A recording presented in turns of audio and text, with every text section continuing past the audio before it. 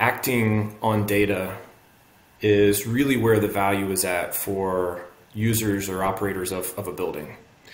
So stepping back, it's one thing to hang a nice looking indoor air quality sensor on the wall over there. It's another thing to actually use the data that that sensor is measuring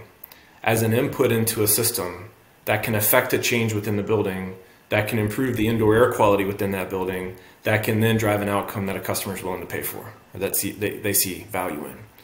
So I think we're at this important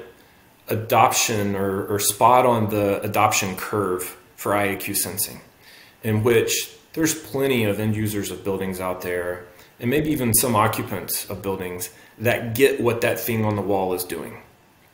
But for the rest, and to really cross the chasm or ride that adoption curve up further, we're going to need to really simplify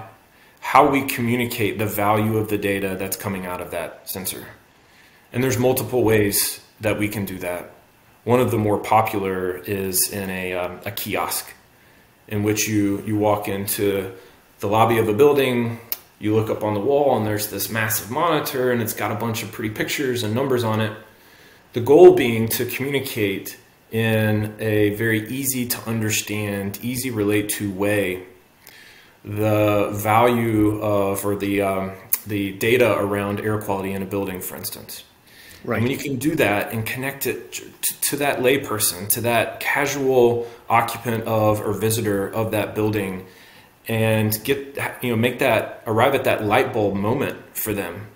then you're going to see that adoption take off, because they're not going to look at that as just another pretty thing sensor hanging on the wall anymore. They're going to get that that is directly contributing to not only their health and wellness and productivity, but also the tie-in to things like decarbonization and energy consumption and sustainability, other things that are important to them as a worker in that building, a visitor to that building, but just a resident of planet Earth.